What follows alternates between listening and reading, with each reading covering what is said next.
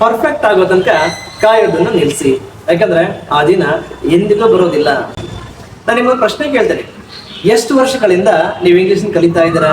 2 years, from 5 years, from 10 years? Today, how many of you actually spoken it today? That is the problem. ಅಲ್ಲೇ problem ಇರೋದು. ಅನೇಕ ಜನರು ಇಂಗ್ಲೀಷನ್ನ ವರ್ಷಗಟ್ಟಲೆಯಿಂದ ಕಲಿತಾನೆ ಇದ್ದಾರೆ, ಅವರು ಕಾಯ್ತಾನೆ ಇದ್ದಾರೆ ಪರ್ಫೆಕ್ಟ್ ಆಗ್ಲಿಕ್ಕೆ, ರೆಡಿ ಆಗ್ಲಿಕ್ಕೆ, ಆದ್ರೆ ಇನ್ನೂ ಕೂಡ ಮಾತಾಡ್ಲಿಕ್ಕೆ ಶುರು ಮಾಡಿಲ್ಲ. ಬನ್ನಿ, ಇವತ್ತು ನಾನು ನಿಮಗೆ 5 ಸಿಂಪಲ್ ಮೆಥಡ್ಸ್ ಅನ್ನ ಹೇಳ್ಕೊಡ್ತೇನೆ. ಅವು ಯಾವುದೋ ಗ್ರಾಮರ್ ಟೆಕ್ಸ್ಟ್ ಅಲ್ಲ, ರೂಲ್ಸ್ ಅಲ್ಲ, ಆಕ್ಚುಲಿ ನಿಜವಾಗ್ಲೂ ಕೆಲಸ ಮಾಡುವಂತ ರೂಲ್ಸ್. ಅದ್ರಲ್ಲಿ 5th ಮೆಥಡ್ ತುಂಬಾ ಮ್ಯಾಜಿಕ್ ತರ ಕೆಲಸ ಮಾಡುತ್ತೆ. ಹಾಗಾಗಿ ಕೊನೆ ತನಕ ಬಿಡಿ. ಇಷ್ಟು ಜನ ವರ್ಷಗಟ್ಟಲೆ ಓದಿದ್ರು ಕೂಡ ಇಂಗ್ಲಿಷ್ ನಲ್ಲಿ ಇನ್ನೂ ಕೂಡ ಕಷ್ಟ ಪಡ್ತಾ ಇದ್ದಾರೆ. ಯಾಕೆ ಗೊತ್ತಾ? ಅಲ್ಲಿ ಇಂಗ್ಲಿಷ್ ಏನ್ ಕಷ್ಟ ಅಂತ ಏನಲ್ಲ, ಆದ್ರೆ ಅವ್ರಿಗೆ ಕಲಿಸಿದ ರೀತಿನೇ ಸರಿ ಇಲ್ಲ. ಅಲ್ಲಿ ಏನ್ ಮಾಡ್ಲಾಗಿದೆ ಅಂದ್ರೆ ಬರೀ ಇಂಗ್ಲಿಷ್ ಗ್ರಾಮರ್ಸ್ ಅನ್ನ, ರೂಲ್ಸ್ ಅನ್ನ ಹೇಳ್ಕೊಡ್ಲಾಗಿದೆ, ಮೆಮೊರೈಸ್ ಮಾಡಿ ಅಂತ ಒತ್ತಡ ಉಂಟು ಮಾಡಲಾಗಿದೆ. ಜೊತೆಗೆ ಲ್ಯಾಂಗ್ವೇಜ್ ಅವ್ರ ಮದರ್ ಟಂಗ್ ಇಂದ ಟ್ರಾನ್ಸ್ಲೇಟ್ ಮಾಡ್ಕೊಂಡು ಅರ್ಥ ಮಾಡ್ಕೊಳ್ಳಿ ಅನ್ನುವಂಥ ಸಿಚುವೇಶನ್ಸ್ ಕ್ರಿಯೇಟ್ ಆಗಿದೆ. ಇದಲ್ಲದೆ ಅವರು ಸ್ವಂತ ಪ್ರಯತ್ನ ಮಾಡಲಿಕ್ಕೆ, ಯೂಸೇಜ್ ಮಾಡಲಿಕ್ಕೆ ಹೆದರಿಕೆ ಉಂಟಾಗಿದೆ. ಇಷ್ಟೆಲ್ಲ ಕಾರಣಗಳಿಂದಾಗಿ ನಾನು ಎಲ್ಲಿ ತಪ್ಪು ಮಾಡಿಬಿಡ್ತೀನೋ, ಎಲ್ಲಿ ನಗಾಡ್ಬಿಡ್ತಾರೋ ಅನ್ನೋ ಕಾರಣದಿಂದಾಗಿ ಇವೆಲ್ಲವೂ ಕೂಡ ನಿಮ್ಮನ್ನ ಇನ್ನು ಸೈಲೆಂಟ್ ಆಗಿ ಇರುವ ಹಾಗೆ ಮಾಡಿಬಿಟ್ಟಿದೆ. ಸೊ ಇಷ್ಟು ದಿನ ಮಾಡಿದ ಈ ಹಳೆ ಮೆಥಡ್ ಎಲ್ಲ ಬಿಟ್ಬಿಡಿ. Job seekers, students, trainers, teachers, ಮನೆಯಲ್ಲಿ ಕೆಲಸ ಮಾಡೋರು ಮತ್ತೆ ಆಫೀಸ್ಗಳಲ್ಲಿ ಕೆಲಸ ಮಾಡೋರು ಎಲ್ರಿಗೂ ಅನುಕೂಲವಾಗತಕ್ಕಂಥ 5 ಪ್ರಾಕ್ಟಿಕಲ್ ಮೆಥಡ್ಸ್ ಅನ್ನ ನಾನು ಇವತ್ತು ನಿಮ್ಗೆ ಹೇಳ್ಕೊಡ್ತೀನಿ. ಬನ್ನಿ, ಅದಂತೂ ಮೊದಲನೇ ಮೆಥಡ್ ತುಂಬಾ ಮ್ಯಾಜಿಕ್ ಆಗಿ ಕೆಲಸ ಮಾಡುತ್ತೆ. ನಿಮಗೆ ಎಲ್ಲವನ್ನ ಇಟ್ ಚೇಂಜಸ್ ಎವ್ರಿಥಿಂಗ್. ಬನ್ನಿ, ಫಸ್ಟ್ ವೇ ಏನು ಅಂತ ನೋಡ್ಕೊಂಡು.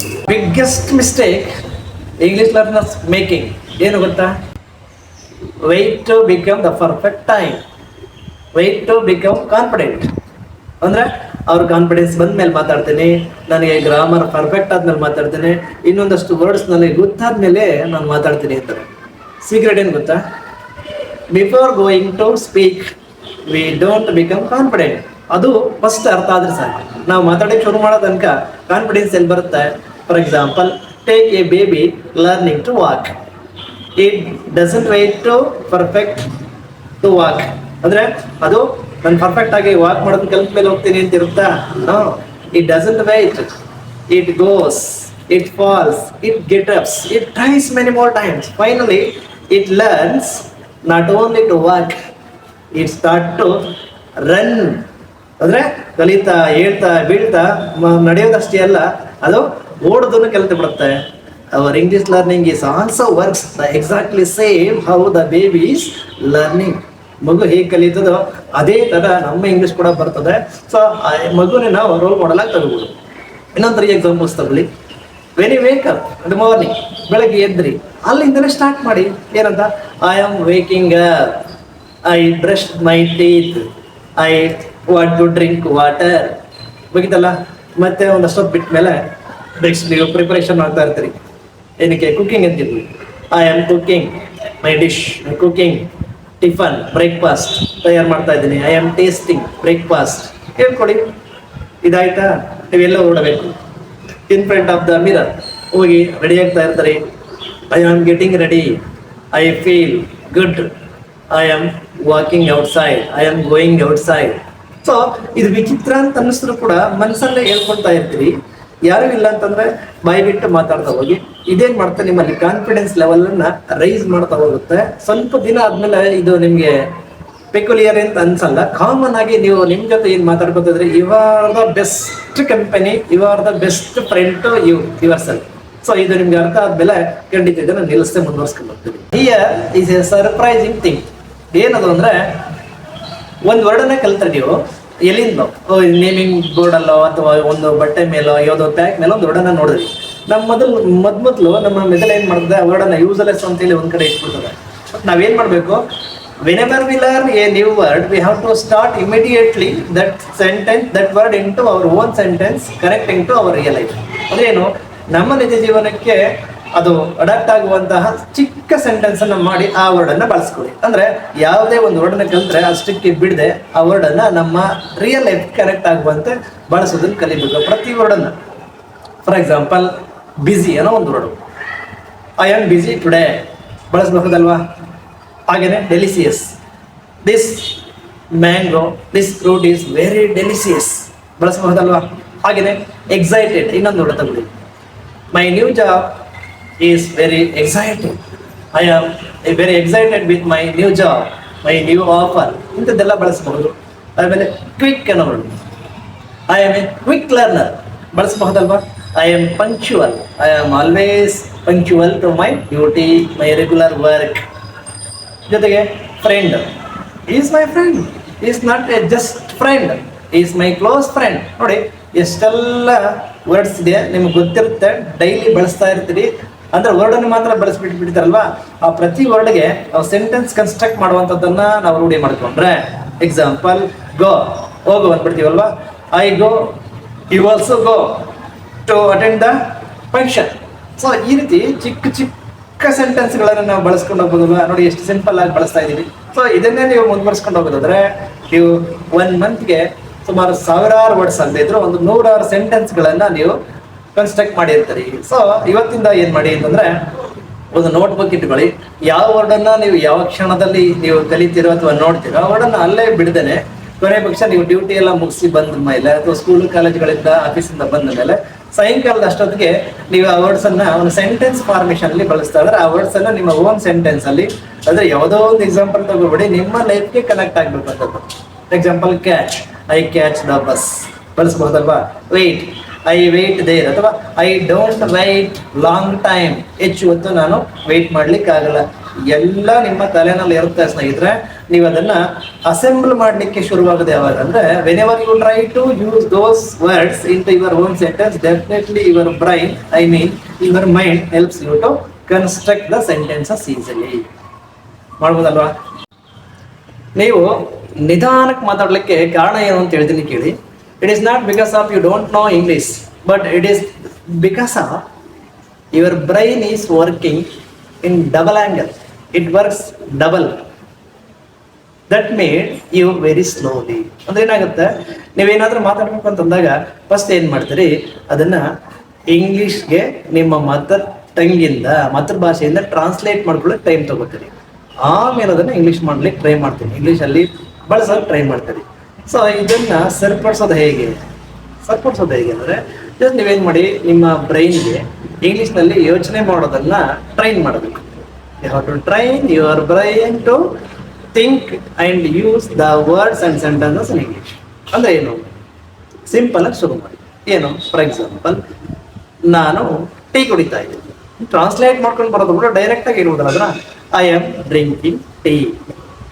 Before that I was drinking water. ನೀವು ಹೋಗ್ತಾ ಇರ್ತೀರಿ, ಆಫೀಸ್ಗೆ ಹೋಗ್ತಾ ಇರ್ತೀರಿ. I am going to the office. I am travelling in bus. I am going with my bicycle. ಈ ಥರ ಹೇಳ್ಕೊಂಡು ಹೋಗ್ಬೋದು. ಏನೋ ಕೆಲ್ಸಕ್ಕೆ ಹೋದ್ರಿ, ಕೆಲಸ ಮಾಡೋ ಸಂದರ್ಭದಲ್ಲಿ ಏನು ಬಳಸ್ಬೋದು, I am preparing my project. I am in a meeting. I am maintaining the record. I am closing this file. ಇದನ್ನೆಲ್ಲ ಹೇಳ್ಕೊಂಡು ಹೋಗ್ಬಹುದಲ್ವಾ? ಸೊ ಎಲ್ಲ ಗೊತ್ತಿರುತ್ತೆ. ಆಬ್ಜೆಕ್ಟ್ಸ್ ಏನ್ ನಾವು ಬಳಸ್ತೀವಿ ಅದು ಗೊತ್ತಿರ್ತದೆ. ಮತ್ತೆ ನಾವು ಸಬ್ಜೆಕ್ಟ್ ಏನ್ ಬಳಸ್ಬೇಕು, ಐ ಅಂತನೋ, ದೇ ಅಂತನೋ, ಯು ಅನ್ನೋದು ಮೀನಿಂಗ್ ಗೊತ್ತು ನಿಮ್ಗೆ, ದೇ ಗೊತ್ತಿದೆ. ಸೊ ನಾವು ಪ್ರೊನೌನ್ಸ್ ಎಲ್ಲ ಚೆನ್ನಾಗಿ ಕಲ್ತ್ಕೊಂಡಿದ್ರೆ, ಮತ್ತೆ ಆಬ್ಜೆಕ್ಟ್ ನೇಮ್ ಗೊತ್ತೇ ಇರುತ್ತೆ. ಸರ್ವಸಾಮಾನ್ಯವಾಗಿ ಆಬ್ಜೆಕ್ಟ್ ನೇಮ್ ನಮ್ಮ ಮದರ್ ಟಂಗ್ಗಿಂತ ಇಂಗ್ಲೀಷಲ್ಲೇ ಚೆನ್ನಾಗಿ ಗೊತ್ತಿರುತ್ತೆ. ಏನ್ ಮಾಡ್ತಿಲ್ಲ ಅಂದ್ರೆ ನಾವು ಗ್ರಾಮೆಟಿಕಲಿ ಥಿಂಕ್ ಮಾಡಿ ಟ್ರಾನ್ಸ್ಲೇಟ್ ಮಾಡಕ್ ಇರ್ತೀವಲ್ಲ, ಅದನ್ನ ನಿಲ್ಲಿಸ್ಬಿಟ್ಟು ನೇರವಾಗಿ ನಾವು ಅದನ್ನ ಬಳಸಲಿಕ್ಕೆ, ಸಿಂಪಲ್ ಎಕ್ಸ್ಪ್ರೆಷನ್ ಮಾಡ್ಲಿಕ್ಕೆ ಶುರು ಮಾಡ್ತಂದ್ರೆ ಖಂಡಿತವಾಗ್ಲೂ ಕೂಡ ಈ ಮೆಥಡ್ ನಿಮ್ಗೆ ಬೆಸ್ಟ್ ಅಂತ ಅನ್ಸುತ್ತೆ. ಬಿಗಿನಿಂಗ್ ಅಲ್ಲಿ ನಿಧಾನ ಆಗಬಹುದು, ಬಟ್ 2-3 ವಾರಗಳ ನಂತರದಲ್ಲಿ ಏನಾಗ್ತದೆ, ನಿಮ್ಮ ಬ್ರೈನು ಬೇಗ ಇದನ್ನ ಡೈರೆಕ್ಟ್ ಆಗಿ ಥಿಂಕ್ ಮಾಡಿ ಯೂಸ್ ಮಾಡ್ಲಿಕ್ಕೆ ಶುರು ಮಾಡುತ್ತೆ. ಆವಾಗ ನಿಮಗೆ ಕಾನ್ಫಿಡೆನ್ಸ್ ಲೆವೆಲ್ ಖಂಡಿತ ರೈಸ್ ಆಗುತ್ತೆ. ಮಾಡ್ಬೋದಲ್ವಾ? Next method, describe your surroundings in English. ಅಂದ್ರೆ ಏನ್ ಮಾಡ್ಬೇಕು, ಲುಕ್ ಅರೌಂಡ್ ಯು. ನಿಮ್ಮ ಸುತ್ತಲೂ ಏನೇನಿದೆ ಅಲ್ಲವ ನೋಡಿ.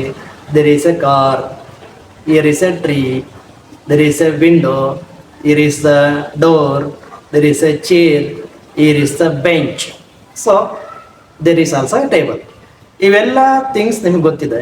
ನಾವೇನು ಮಾಡಬೇಕು, ನಮ್ಮ ಸರೌಂಡಿಂಗ್ಸ್ ಅಲ್ಲಿ ಏನಿದೆ ಅದೆಲ್ಲವನ್ನ ಡಿಸ್ಕ್ರೈಬ್ ಮಾಡಲಿಕ್ಕೆ ಸ್ಟಾರ್ಟ್ ಮಾಡಬೇಕು. For example, there is a man walking or coming towards me. I am sitting in a chair. I am putting a book on the table. I am opening the door and closing the window. There are somebody talking each other. ಈ ತರ ಏನಿದೆ ನಮ್ಮ ಸುತ್ತಮುತ್ತಲು wind is blowing, car is moving, leaves are rustling. So ಈ ತರ ಏನೇನಾಗ್ತದೆ ಎಲ್ಲವನ್ನ, for example ಆ ಟೈಮಲ್ಲಿ ಒಂದು ಬರ್ಡ್ ಬಂತು ಅನ್ಕೊಳ್ಳಿ, bird is flying, the dog is barking, children are playing, baby is crying, otherwise so many are laughing at A joke. So ಏನು ನಡೀತಿದೆ ನಿಮ್ಮ ಎದುರುಗಡೆ, ನಿಮ್ಮ ಸರೌಂಡಿಂಗ್ಸ್ ಅಲ್ಲಿ, ಅದನ್ನ ನೀವು ಅಲ್ಲೇ ಎಲ್ಲವನ್ನ ಕೇಳಲಿಕ್ಕೆ, ಐ ಮೀನ್ ಮನಸ್ಸಲ್ಲಾದ್ರೂ ಹೇಳ್ಕೊಳಕ್ ಟ್ರೈ ಮಾಡಿ. ನಿಮ್ಗೆ ಬೆಸ್ಟ್ ಫ್ರೆಂಡ್ ಏನಾದ್ರು ಇದ್ರೆ, ಜೊತೆಗೆ ಬೆಸ್ಟ್ ಕಂಪ್ಯಾನಿಯನ್ ಇದ್ರೆ, ಅವ್ರಿಗೆ ನೀವು ಏನೇನೆಲ್ಲ ನೋಡ್ತಾ ಇರ್ತೀರೋ ಅದನ್ನ ಡಿಸ್ಕ್ರೈಬ್ ಮಾಡ್ತಾ ಹೇಳ್ತಾ ಹೋಗಿ. ಸೊ ಅವಾಗ ಏನಾಗುತ್ತೆ, ನಿಮಗೆ ಫೆಮಿಲಿಯರ್ ಆಗುತ್ತೆ ಎಲ್ಲ. ಸೊ ಎಲ್ಲ ಗೊತ್ತಿರುತ್ತೆ. ಎಲ್ಲ ಅಂದ್ರೇನು, ನಿಮಗೆ ಸರೌಂಡಿಂಗ್ಸ್ ಅಲ್ಲಿ ಏನು ಆಬ್ಜೆಕ್ಟ್ಸ್ ಇದೆ, ಏನೇನು ನಡೀದೆ, ಹ್ಯಾಪನಿಂಗ್ಸ್, ಆಕ್ಷನ್ಸ್ ಎಲ್ಲ ಗೊತ್ತಿರುತ್ತೆ. ಬಟ್ ನಾವೇನ್ ಮಾಡ್ತೀವಿ, ಕನ್ನಡದಲ್ಲಿ ಮಾತಾಡ್ಬಿಡ್ತೀವಿ ಅಥವಾ ಮದರ್ ಟಂಗ್ ಅಲ್ಲಿ ಮಾತಾಡ್ತೀವಿ. ಇದನ್ನೆಲ್ಲವನ್ನ ಇಂಗ್ಲೀಷಲ್ಲಿ ಮಾತಾಡ್ಲಿಕ್ಕೆ ನಿಮ್ಗೆ ಯಾರು ಬೆಸ್ಟ್ ಒನ್ ಇರ್ತಾರೋ ಅವ್ರಿದ್ರೆ ಅವ್ರ ಜೊತೆ ಮಾತಾಡ್ತಾ ಹೋಗಿ, ಇಲ್ಲ ಅಂದ್ರೆ ಮನಸ್ಸಲ್ಲೇ ಹೇಳ್ಕೊಳ್ತಾ ಹೋಗಿ, ಅಥವಾ ಯಾರು ಇಲ್ಲ ಅಂತಂದಾಗ ಬಾಯ್ಬಿಟ್ಟೆ ನೀವು ಹೇಳ್ಕೊಳ್ತಾ ಹೋಗಿ. ಅಲ್ಲಿ ಯಾರು ಕೂಡ ನಿಮ್ಮ ತಪ್ಪನ್ನ ಫೈಂಡ್ ಔಟ್ ಮಾಡೋರು ಇರಲ್ಲ. So this is also a good and best method to be implemented our English conversation or speaking. ಜೊತೆಲಿ ಯಾರಾದ್ರೂ ಇದ್ರೆ ಕಾನ್ವರ್ಸೇಷನ್, ಯಾರು ಇಲ್ಲ ಅಂತಂದ್ರೆ ಅದನ್ನ ಸ್ಪೀಕಿಂಗ್ ಅಂತ ಕರೀಬಹುದು. ಮಾಡ್ಬೋದಲ್ವಾ? Is also best method. The last method, but the powerful method. What is that? Keep a 1 minute English voice diary. This is the method, powerful method, what I promised you at the beginning. Honestly, it is the powerful one on the list what we have done today. ಅಂದ್ರೆ ಏನು ಮಾಡಬೇಕು ಇಲ್ಲಿ? Daily take your mobile phone and open your voice recorder. Talk only 1 minute per day. ಅಂದರೆ ದಿನ ಯಾವುದಾದ್ರೂ ಆಗಿರಲಿ, ನಿಮ್ಮ ದಿನದ ಬಗ್ಗೆ ಅಥವಾ ಫೀಲಿಂಗ್ಸ್ ಬಗ್ಗೆ, ನಿಮ್ಮ ಫ್ಯೂಚರ್ ಪ್ಲಾನ್ಡ್ ಆ್ಯಕ್ಷನ್ಸ್ ಬಗ್ಗೆ ಮಾತಾಡ್ತಾ ಹೋಗಿ. ಅದು ಹೇಗಾದರೂ ಇರಲಿ, ತಪ್ಪಾದರೂ ಪರವಾಗಿಲ್ಲ, ನೀವು ಒಂದು ದಿನಕ್ಕೆ 1 ಮಿನಿಟ್ ವಾಯ್ಸ್ ರೆಕಾರ್ಡ್ ಮಾಡ್ತಾ ಹೋಗಬೇಕು. ಮಾಡಿದ್ಮೇಲೆ ಏನು ಮಾಡಬೇಕು, ಅದನ್ನು ಕೇಳಿಸ್ಕೊಳ್ಬೇಕು. ಯಾಕೆ ಗೊತ್ತಾ, ನಾವು ಸ್ಪೀಕರ್ಗೆ ಮಾತಾಡೋರಿಗೆ ನಮ್ಮ ವಾಯ್ಸು ನಮಗೆ ಕೇಳೋಲ್ಲ. ಯಾಕೆ ಅಂದರೆ ನಮ್ಮ ಬ್ರೈನ್ ಏನು ಮಾಡ್ತಿರುತ್ತೆ, ನೆಕ್ಸ್ಟ್ ಏನು ಹೇಳಬೇಕು, ಮುಂದೆ ಯಾವ ವರ್ಡ್ಸನ್ನು ತಗೋಬೇಕು ಮಾತಾಡಲಿಕ್ಕೆ, ನಾವು ಅಷ್ಟು ಮಾತ್ರ ಕಾನ್ಸಂಟ್ರೇಟ್ ಮಾಡ್ತಾ ಇರೋದು. ಆ ಟೈಮಲ್ಲಿ ನಮ್ಮ ವಾಯ್ಸು ನಮಗೆ ಕೇಳಿಸ್ಕೊಳ್ಳುವಷ್ಟು ಇರೋಲ್ಲ. ಹಾಗಾಗಿ ಏನು ಮಾಡಬೇಕು, ಯಾವಾಗ ನಮ್ಮ ವಾಯ್ಸ್ ರೆಕಾರ್ಡಿಂಗ್ ಮುಗಿತದೋ ಕೇಳಿಸ್ಕೊಳ್ಳಿ. ತಕ್ಷಣ ನಿಮ್ಮಲ್ಲಿ ಅನೇಕ ಬದಲಾವಣೆಗಳಾಗುತ್ತೆ. ಏನಾಗುತ್ತೆ, ಅನೇಕರು ತಮ್ಮ ವಾಯ್ಸನ್ನು ತಾವೇ ಕೇಳಿಸ್ಕೊಳ್ಳೋಕೆ ಇಷ್ಟಪಡಲ್ಲ. ಯಾಕೆ, ಈಗ ನಾವು ಇಷ್ಟ ಇಲ್ಲದೆ ಇದ್ದರೂ ಕೇಳಿಸ್ಕೋಬೇಕು ಅಂತಂದರೆ ಎಲ್ಲಿ ನಾವು ಸ್ಟ್ರೆಸ್ ಕೊಡಬೇಕು, ಎಲ್ಲಿ ಪಾಸ್ ಮಾಡಬೇಕು, ಯಾವ ವರ್ಡನ್ನು ಹೇಳಲಿಕ್ಕೆ ನಾವು ತುಂಬ ಸ್ಟ್ರಗಲ್ ಮಾಡಿದ್ವಿ, ಯಾವುದು ಈಸಿಯಾಗಿ ಫ್ಲೋ ಆಗುತ್ತೆ, ಮತ್ತು ನೆಕ್ಸ್ಟು ಯಾವುದನ್ನು ಇಂಪ್ರೂವ್ಮೆಂಟ್ ಮಾಡ್ಕೋಬೇಕು, ಎಲ್ಲವೂ ಕೂಡ ಗೊತ್ತಾಗುತ್ತಲ್ಲ. ಆಗ ನಮಗೆ ನಾಚಿಕೆ ಅನಿಸುತ್ತೆ. So that uncomfortable or discomfortable makes our English improvement. ಒಬ್ಬರು ಏನು ಮಾಡುತ್ತೆ, ಅದೇ ನಮ್ಮ ಇಂಗ್ಲೀಷನ್ನು ಇಂಪ್ರೂವ್ ಮಾಡ್ತಿದ್ದಾರೆ. ಅದೇ ಮುಖ್ಯವಾಗಿ. ಸೊ ಅಲ್ಲಿಗೆ ಆ ಪಾಯಿಂಟಿಗೆ ನಾವು ಬಂದ್ವಿ ಅಂದರೆ that starts our fluency towards confident. So ಅಲ್ಲಿಂದ ನಮ್ಮ ಫ್ಲೂಯೆನ್ಸಿ ಒಂದು ಕಾನ್ಫಿಡೆನ್ಸ್ ಹಂತಕ್ಕೆ ಬರ್ತದೆ. ಕಾನ್ಫಿಡೆಂಟ್ ಆಗಿ ಮುಂದಕ್ಕೆ ಹೋಗುವಂತಹ, ರಿಯಲೈಸ್ ಆಗುವಂಥ ಮೆಥಡ್ ನಾವು ಬರ್ತೇವೆ. ಅರ್ಥ ಆಗ್ತಿದೆಯಲ್ಲ? ಸೊ ಹಾಗಾದ್ರೆ ಏನೇನು ಮಾಡಬೇಕು ಅದನ್ನ ಸ್ಟೆಪ್ ವೈಸ್ ನೋಡ್ಕೊಂಡು ಬಂದಾಗ ಸ್ಟೆಪ್ ಬೈ ಸ್ಟೆಪ್ ಹೇಳ್ತೇನೆ, ಕೇಳಿಸ್ಕೊಡಿ. ಫಸ್ಟ್ಗೆ ಡೈಲಿ ಟೇಕ್ ಯುವರ್ ಫೋನ್ ತಗೊಂಡ್ರಿ, 1 ಮಿನಿಟ್ಗೆ ನಿಮ್ಮ ವಾಯ್ಸ್ ರೆಕಾರ್ಡರ್ನ ಟೈಮರ್ ಸೆಟ್ ಮಾಡ್ಕೊಡಿ. ಇದಾದ್ಮೇಲೆ ನೀವು ಯಾವುದಾದ್ರೂ ಅಂದ್ಕೊಳ್ಳಿ, ನಿಮ್ದು ಗೋಲ್ ಆಗಿರ್ಬೋದು, ನಿಮ್ಮ ಮುಂದಿನ ಗೋಲ್ ಆಗಿರಲಿ ಅಥವಾ ದಿನವಾಗಿರಲಿ, ಯಾವುದಾದ್ರು ಪ್ರಾಜೆಕ್ಟ್ ಬಗ್ಗೆ, ನಿಮ್ಮ ಫ್ರೆಂಡ್ ಬಗ್ಗೆ, ಯಾವ್ದಾದ್ರು ಪರ್ಸನಾಲಿಟಿ ಬಗ್ಗೆ ಏನು ಮಾತಾಡಬೇಕು ಅಂತ ಡಿಸೈಡ್ ಮಾಡ್ಕೊಳ್ಳಿ. ವಿಜುವಲೈಸೇಷನ್ ಮಾಡ್ಕೊಳ್ಳಿ ಸಾಧ್ಯವಾದರೆ, ಇಲ್ಲ ಇಮ್ಯಾಜಿನೇಷನ್ ಮಾಡಿಕೊಂಡು ಮಾತಾಡ್ತಾ ಹೋಗಿ. ಮಾತಾಡಿದ್ಮೇಲೆ ಮತ್ತೆ ಅದು ಮಾತಾಡುವಾಗ ತಪ್ಪಿದ್ರು ಕೂಡ ನಿಲ್ಲಿಸ್ಲಿಕ್ಕೆ ಹೋಗ್ಬೇಡಿ, ಮಾತಾಡ್ತಾ ಹೋಗಿ. 1 ಪಾಯಿಂಟ್ ನೀವು ಕರೆಕ್ಟ್ ಮಾಡ್ಕೊಳ್ತೀರಿ. ಮತ್ತೆ ಮಾತಾಡ್ತಾ ನಿಮ್ಗೆ ಏನು ಸಿಗುತ್ತೆ, ಒಂದು ಕಾನ್ಫಿಡೆನ್ಸ್ ರೈಸ್ ಆಗುತ್ತೆ, ಒಂದು ರೀಇನ್ಫೋರ್ಸ್ಮೆಂಟ್ ಅಂತ ಕರಿತೀವಿ, ಸಿಗುತ್ತೆ. ನಿಮಗೆ ನೀವೇ ಮೋಟಿವೇಟ್ ಆಗ್ತೀವಿ. ಇದಾದ್ಮೇಲೆ ಕೇಳಿಸ್ಕೊಳ್ಳಿ. ಒಬ್ಬರೇ ಇದ್ದಾಗಾದ್ರೂ ಕೇಳಿಸ್ಕೊಳ್ಳಿ, ಒಬ್ಬರೇ ಇದ್ದಾಗ ರೆಕಾರ್ಡ್ ಮಾಡಿ. ಕೇಳಿಸ್ಕೊಂಡ್ಮೇಲೆ ನಿಮಗೆ you will realise where you are going to making the mistake, where we have to improvise. Next ನಾಳೆಯಿಂದ ಅಥವಾ ನನ್ನ ನೆಕ್ಸ್ಟ್ ರೆಕಾರ್ಡಿಂದ ಏನೇನು ಅವಾಯ್ಡ್ ಮಾಡಬೇಕು, ಇಲ್ಲಿ ನಮ್ಮ ವಾಯ್ಸನ್ನು ಇಂಟೋನೇಷನ್ ವೇರಿಯೇಷನ್ ಮಾಡ್ಕೋಬೇಕು, ಮಾಡ್ಯುಲೇಷನ್ ಮಾಡ್ಕೋಬೇಕು ಅನ್ನೋದು ಗೊತ್ತಾಗುತ್ತೆ. ಜೊತೆಗೆ ಯಾವ ವರ್ಡನ್ನು ನೀವು ಬಳಸಲಿಕ್ಕೆ ಅಲ್ಲಿ ಸ್ಟ್ರಗಲ್ ಮಾಡ್ತೀರಿ ಅಂತ ಗೊತ್ತಾಗುತ್ತೆ. ಅದನ್ನ ಮಾಡ್ಕೊಬೇಕು. ಸೊ ಇಷ್ಟನ್ನು ಮಾಡಿದ್ರೆ ಏನಾಗುತ್ತೆ, ಆದಷ್ಟು ಬೇಗ ನಿಮಗೆ ನಿಮ್ಮ ಸ್ಪೀಕಿಂಗ್ ಸ್ಪೀಡ್ ಏನಿದೆ ಅದು ಡಬಲ್ ಆಗುತ್ತೆ ಮತ್ತು ನಾರ್ಮಲ್ ಬೇಗ ಬರ್ತಾ ಹೋಗುತ್ತೆ. ನಿಮಗೆ ಪೆಕ್ಯುಲಿಯರ್ ಅನ್ಸಿದ್ರು ಕೂಡ this is the best and powerful method. Let us quickly recap what we have learn today. Number 1, start from day 1. Don't wait for becoming perfect. Number 2, use every new word in your own sentence. It stays in your memory forever. Number 3, think in a simple English. So, you stop your translating and speak faster. Number 4, describe your surroundings. That turns every moment of your day into pre-English practice. Number 5, keep your voice diary with you and be your best teacher yourself. ಅಂದರೆ 1 minute voice dairy ಇಟ್ಕೊಂಡು ನೀವೇ ನಿಮ್ಮ ಅತ್ಯುತ್ತಮವಾದ teacher ಆಗಿ. ಇಷ್ಟೊತ್ತು ನನಗೆ ಯಾರು ಹೇಳಿರ್ತಕ್ಕಂಥ 5 ಪ್ರಾಕ್ಟಿಕಲ್ ಸಿಂಪಲ್ ವೇಸ್ ಅನ್ನು ಹೇಳಿದೀವಿ. ನಿಮಗೆ ಸಿಂಪಲ್ ಅನ್ಸ್ಬೋದು, ಆದರೂ ಪವರ್ಫುಲ್ ಆಗಿ ಕೆಲಸ ಮಾಡುವಂಥ ವರ್ಕ್ಫುಲ್ ವೇಸ್ ಇದು ಅಂತ ನನಗೆ ನನ್ನ ಎಕ್ಸ್ಪೀರಿಯನ್ಸ್ ಹೇಳಿದೆ. ಹಾಗಾಗಿ ನೀವು ಕೂಡ ಮೆಚ್ಕೊಂಡಿರುವಂತಹ ನಿಮ್ಮ ಫ್ಲೂಯೆಂಟ್ ಇಂಗ್ಲಿಷ್ ಸ್ಪೀಕರ್ ಯಾರಿದ್ದಾರೆ ಅವರೆಲ್ಲರೂ ಈ ಜಾಗದಿಂದನೇ ಶುರು ಮಾಡಿದ್ರು. ಸೊ ಅವರು ಕೂಡ ಹುಟ್ಟಾನೆ, ಯಾರು ಕೂಡ ನಾನ್ ನೇಟಿವ್ ಸ್ಪೀಕರ್ಸ್ ಯಾರಿದ್ದಾರೆ ಅವರು ಹುಟ್ಟಾನೆ ಕಲಿತಿರಲಿಲ್ಲ. ನಮ್ಮ ಹಾಗೆ ನಿಮ್ಮ ಹಾಗೆ ಬೈ ಪ್ರಾಕ್ಟೀಸ್ ಸ್ಟಾರ್ಟ್ ಮಾಡಿದರು. ಸೊ ವ್ಯತ್ಯಾಸ ಏನು ನಮಗೂ ಅವ್ರಿಗೂ ಅಂತಂದರೆ ಅವ್ರೇನು ಮಾಡಿದ್ರು, ಇದ್ದ ಜಾಗದಿಂದನೇ ಶುರು ಮಾಡಿರ್ತಾರೆ. ಸೊ ನಾವೇನು ಮಾಡಿದ್ದೀವಿ, ನಾವಿನ್ನೂ ರೆಡಿ ಆಗ್ತಾನೆ ಕಾಯ್ತಾ ಇದ್ವಿ. ಸೊ ಇವತ್ತಿಂದ ನಾಳೆಗೋಸ್ಕರ ಅಥವಾ ಪರ್ಫೆಕ್ಟ್ ಟೈಮ್ಗೋಸ್ಕರ ಕಾಯೋದು ಬೇಡ. ಸೊ ನೀವು ಎಲ್ಲಿರ್ತೀರಿ, ಯಾವ ಅಟ್ಮಾಸ್ಫಿಯರ್ ಇರ್ತೀರಿ, ಯಾವ ಪೊಸಿಷನಲ್ಲಿ ಇರ್ತೀರಿ, ಯಾವ ಬ್ಯಾಕ್ಗ್ರೌಂಡಲ್ಲಿ ಇರ್ತೀರೋ ಅಲ್ಲಿಂದಲೇ ಶುರು ಮಾಡುವಂಥ ಕೆಲಸವನ್ನು ಮಾಡಬೇಕಾಗುತ್ತೆ.